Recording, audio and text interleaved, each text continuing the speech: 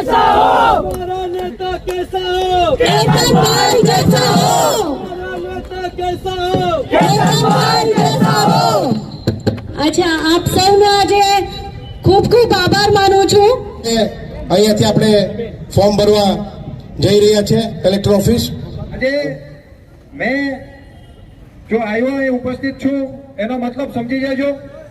આજે આપણા રોજીરોટી લોકલમાં કોઈને મળેલી નહીં મળે, લોકલ ધંધા છીનવેલા છે, ઘર તૂટેલા છે, તો આજે કેતનભાઈને સપોર્ટ કરવાનું એક જ કારણ છે, જો આપણો દમણદીવને બચાવી શકે તો આ કેતનભાઈ બચાવી શકે। હિંમત કરીને વોટ અપાવવાનો છે।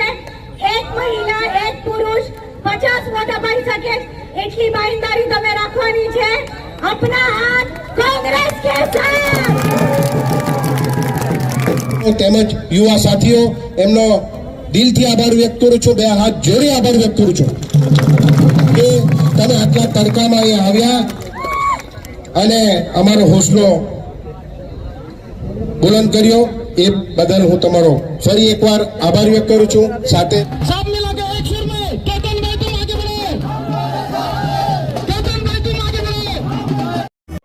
પણ આ કાન ખોલીને સાંભળી લઈ, જો કોઈને એક બી ફોન કર્યો ને કે કોઈને એક બી ફોન ગયો, કઈ વાંધો નહીં, દિલ્હી દૂર નથી ભાઈ મિત્રો, કોઈ વાત નહીં। એટલે મારે એટલું જ કેવું છે કે કોઈને ડરનો માહોલ, ખોફનો માહોલ પેદા નહીં કરજો, અને ખાસ કરી અહીં ઉપસ્થિત ઓફિસરોને ખાસ કહી દઉં કે આવો ખોફનો માહોલ નહીં કરતા। આજે સ્પોર્ટ્સમેન સ્પિરિટ કહેવાય, આપણે મેચ રમીએ ને તો મેચમાં ખબર ને કેવી રીતે રમાય, તો આ એક જાતની મેચ જ છે, અને આ વખતે મેચ ફિક્સિંગ નહીં કરવા દે આપણે યોને। આ વખતે આપણે એટલું જ જોવાનું કે એક એક વ્યક્તિ અહીંયા છે, હું તો એટલું જ કહીશ મારી બહેનો માતો, એક વ્યક્તિ ખાલી 25 વોટ લાવશે ને તો બી આપણને દિલ્હી જવા કોઈ રોકશે। આજે બહારના લોકોને સરકારી નોકરી મળી રહી છે, શા માટે? કોંગ્રેસ પાર્ટીનો દેન હતું। કોંગ્રેસ પાર્ટીએ સીએનડી ગ્રુપ, એલડીસી, યુડીસી હોય, પોલીસ વાળો હોય કે પટાવાળો હોય, ફક્ત ને ફક્ત દમણ અને દીવથી જ લેવામાં આવે એવું નક્કી કરેલું।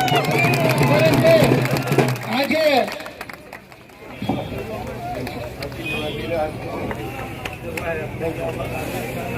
આજે તમને બધાને ખબર છે કે લોકો બહારથી આવી રહ્યા છે, પોલીસમાં ભરતી હોય તો પંજાબ, હરિયાણા, ચંદીગઢ, કેરલા અને પછી કર્ણાટકથી આવીને અહીંયા પોલીસમાં ભરતી થઈ રહ્યા છે।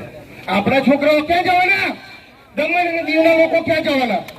એટલે એ પાછું લાવવાનું છે, અને સીએનડી ગ્રુપ આપણા જ ઘરના યુવાઓ, આપણા જ યુવાઓ, આપણી જ બહેનો, આપણો જ દીકરો અહીંયા નોકરી લાગે એની તકેદારી આપણે રાખવાની છે। તો મારું તો કોઈ સાંભળતા જ નહીં લે, અરે ભાઈ હું કામ ભૂલ્યો, એનો કોઈ સાંભળતું નહીં હોય તો કેમ ઉભે રહે? આ કચ્છી ગામથી બી કેન્ડિડેટ હતા ને, એને આપી દો જોઈએ ટિકિટ। આપણા તનુજભાઈ, બીજા બધા હતા, અમારી ઘરે બી એક હતો, એને આપી દેવો જીતુભાઈ। કેમ નહીં આપી? કેમ લાલુભાઈ? કેમ કે એમને જોઈએ આમ માત્ર અંગૂઠો મારવાનો, બસ બીજું કઈ નહીં। જયારે બી રિઝોલ્યુશન પાસ કરવાનું હોય કે કોઈ ઠરાવ પાસ કરવાનો હોય તો પહેલા જ એની સિગ્નેચર લઈ લે અને ઠરાવ લખી લે, એટલે કઈ ખબર પડે નહીં। બીજી એક શરમની વાત છે મિત્રો કે આપણા ગામના યુવાઓ, આપણા મ્યુનિસિપાલિટીમાં યુવાઓ જે ચૂંટાયેલા છે, કાઉન્સિલર હોય કે જિલ્લા પંચાયતના સભ્ય હોય કે પંચાયતના સભ્ય હોય, એમનો એટલો મોટો પાવર છે, પણ શું કરી રહ્યા છે? ઝાડુ માર્યા કરે। અરે આ શું છે ભાઈ? અને મેં પૂછ્યું એક જગ્યાએ, ભાઈ ઝાડુ, એમ કે રાતના જ ભાઈ કચરો નાખી ગયા, કેમ? તો અહીંયા મેં કહું આ તો એરિયા સાફ, અહીંયા કચરો નાખવા ગયું, કાલે પેલા સાફ કરવા આવવાનો છે। આ કઈ વાત છે યાર? આ કોઈ વાત છે?